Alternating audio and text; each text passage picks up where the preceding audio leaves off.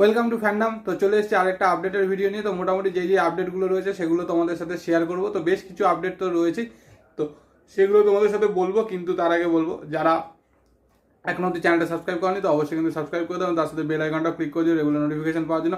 যারা নতুন দেখছো অবশ্যই তো সাবস্ক্রাইব করবে, আর যারা পুরনো আছে তারা অবশ্যই একটা করে কমেন্ট আর লাইক করে দিয়ে চলে যাও। আর একটা গুরুত্বপূর্ণ খবর দেব, যদিও অফিসিয়াল হয়নি, তাও মোটামুটি যতদূর জানতে পারছি খবরটা কনফার্ম, তো সেটা অবশ্যই দেবো।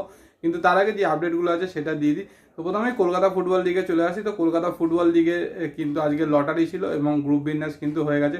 গ্রুপ এ এবং গ্রুপ বি মিলিয়ে টোটাল 26টা দলকে নিয়েই কিন্তু লটারিটা করা হয়েছে। যদিও সুরুচি সংঘ, শ্রীভূমি এবং কালীঘাট মিলন সংঘ এদের তরফ থেকে কিন্তু অফিসিয়াল কনফার্মেশন বোধহয় দেওয়া হয়নি, আমি যতদূর জানি, যে ওরা খেলবে কিনা।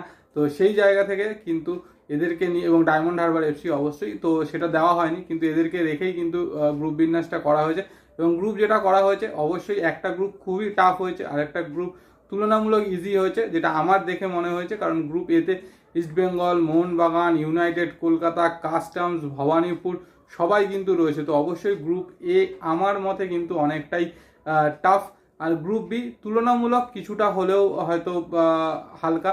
এবং গ্রুপ বিতে কিন্তু অবশ্যই মোহামেডান রয়েছে, ইউনাইটেড স্পোর্টস রয়েছে, তারপরে তো ডায়মন্ড হারবারকেও কিন্তু রাখা হয়েছে। তো দেখা যাক আলটিমেট কি মানে কিভাবে খেলাগুলো তো হবে, সেটা তো অবশ্যই তোমরা জানো যে দুটো গ্রুপ থেকে সবাই সবার সাথে খেলবে, খেলে তারপরে যেই তিনটে মেন টিম থাকবে, টপ টিম থাকবে, তারা যাবে হচ্ছে পরের রাউন্ডে, মানে সুপার সিক্সে। আর বটম নিচের দিক থেকে যে তিনটে টিম থাকবে, সেই 6টা টিম খেলবে হচ্ছে রেলিগেশন রাউন্ড, এবং সেখান থেকে কিন্তু রেলিগেশন এবং চ্যাম্পিয়ন ডিসাইড হবে, যেটা লাস্ট কয়েক বছর ধরে চলে আসছে। এবং ফিক্সচার যদিও এখন অবধি পাবলিশড হয়নি, তো আশা করা যায় যে আগামী সপ্তাহে হয়তো ফিক্সচার পাবলিশ করে দেবে। এবং মোটামুটি যতদূর আমার কাছে খবর আছে, জুলাইয়ের ফার্স্ট উইক থেকেই কলকাতা ফুটবল লিগ কিন্তু শুরু হবে। এবং তার সাথে সাথে বলে রাখি যে ডুরান্ড কাপেরও কিন্তু গ্রুপ বিন্যাস হয়ে গেছে। ডুরান্ডও কিন্তু শুরু হচ্ছে জুলাইয়ের 23 তারিখ থেকে। এবং ডুরান্ড কাপে কিন্তু ইস্টবেঙ্গল গ্রুপ এতে রয়েছে, এবং গ্রুপ বিতে কলকাতার বাকি 3 প্রধানকে রাখা হয়েছে, মোহনবাগান, মোহামেডান এবং ডায়মন্ড হারবার, এদেরকে কিন্তু রাখা হয়েছে। আর ইস্টবেঙ্গল তুলনামূলক সোজা গ্রুপেই পড়েছে, বাট গ্রুপ বিটা কলকাতার 3টে দল খেলছে, তো সেখান থেকে একটা করেই টিম যাবে। কারণ লাস্ট কয়েক বছরে যেটা করে আসছে যে টপ 4 টিমকে তুলছে। এবার দেখা যাক যে একটা করে টিম তোলে না দুটো করে টিম তোলে, সেটাই কিন্তু একটা দেখার। যদি কোয়ার্টার ফাইনাল রাখে তাহলে তো অবশ্যই 4টে গ্রুপ থেকে, প্রত্যেকটা গ্রুপ থেকেই কিন্তু একটা করে টিম যাবে। কারণ 24টা টিম, 8টা গ্রুপ থেকে টপ টিমরা যাবে পরের রাউন্ডে, মানে হচ্ছে 8টা টিম, সেখান থেকে কোয়ার্টার ফাইনাল, সেমিফাইনাল হয়ে ফাইনাল। এবং যদি সব কিছু ঠিকঠাক থাকে হয়তো কোয়ার্টার ফাইনাল বা সেমিফাইনাল। আর যদি আরও ভালো থাকে তাহলে ডার্বি ফাইনাল, ডার্বিতে তোমার ডার্বি মানে ফাইনালে ডার্বি, যে কোনো একটা কিন্তু হতে পারে। এবার দেখা যাক যে ওরা কীভাবে কি সাজায়, A1 B1 ফেলে কোয়ার্টার ফাইনালে নাকি সেমিফাইনালে গিয়ে ফেলে, সেটা দেখা। যদি A1 B1 কোয়ার্টার ফাইনাল বলে সেই দিক থেকে কিন্তু ইস্টবেঙ্গল মোহনবাগানের ডার্বি হওয়ার একটা কিন্তু সম্ভাবনা রয়েছে। তাহলে এবছর কিন্তু প্রচুর ডার্বির সম্ভাবনা রয়েছে, কারণ কলকাতা ফুটবল লিগে একটা তো গ্রুপ স্টেজেই ডার্বি হচ্ছে, যেহেতু ইস্টবেঙ্গল মোহনবাগান সেম গ্রুপে। সেখান থেকে যদি সুপার সিক্সে দুজনেই যায় তাহলে পরে সেখানে একটা ডার্বি হবে।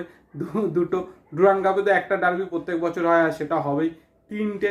এরপরে ISL এ 2টো, 5টা, এবং ফেডারেশন কাপে একটা দল, 6টা ডার্বির কিন্তু সম্ভাবনা রয়েছে। তো দেখা যাক কতগুলো ডার্বি হয়। তো এটাই, এই দুটো তো মোটামুটি গ্রুপ বিন্যাস বা যা হয়েছে তোমাদেরকে আমি বলে দিলাম। আর কলকাতা ফুটবল লিগের গ্রুপটা আর তোমার ডুরান্ড কাপের গ্রুপটা তোমরা স্ক্রিনে দেখে নাও। এবার আসি যেই আপডেটগুলো নিয়ে, সেই আপডেটগুলোর মধ্যে শোনা যাচ্ছে যে মুম্বাই সিটি এফসি নাকি এবছরে ডুরান্ড কাপে পার্টিসিপেট করবে না, এরকমই কিন্তু একটা খবর রয়েছে। তো সেইটা তো একটা রয়েছেই। আর দানিশ ফারুকের কথাটা তো গতকালকে বলেই দিয়েছি। আরও 1-2জন ইন্ডিয়ান প্লেয়ারের সাথে কথাবার্তা কিন্তু ইস্টবেঙ্গল চালাচ্ছে, মোহনবাগানও চালাচ্ছে। যেহেতু মুম্বাই সিটি এফসি ডুরান্ডে খেলবে না, সেখান থেকে যতদূর আগেও বলেছি যে ছাং থেকে কিন্তু একটা নেওয়ার পরিকল্পনা রয়েছে মোহনবাগানের বা মোহনবাগান সুপার জায়ান্টের। তো সেখান থেকে কিন্তু একটা হাই চান্স আছে যে ছাং থেকে কিন্তু নিয়ে আসার। তো দেখা যাক আলটিমেট ছাংতে মানে মুম্বাইতেই থাকে না মোহনবাগানে আসে, সেটা কিন্তু অবশ্যই সময়ই বলবে। আর বিদেশি নিয়ে তো অবশ্যই মোটামুটি তোমাদের সাথে যা আপডেট ছিল আমি শেয়ার করেছি। তো কথাবার্তা চলছে অনেকের সাথে, আশা করা যায় কিছুদিনের মধ্যেই হয়তো ইস্টবেঙ্গল মোহনবাগান তারা আস্তে আস্তে সেই বিদেশিদের নাম অ্যানাউন্স করতে শুরু করবে।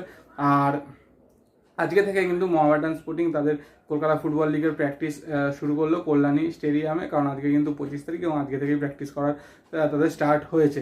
এবার শেষে যেটা বলি সেটা হচ্ছে একটা আপডেট, সেটা হচ্ছে ইস্টবেঙ্গলের কোচ শোনা যাচ্ছে অলমোস্ট ফাইনাল হয়ে গেছে।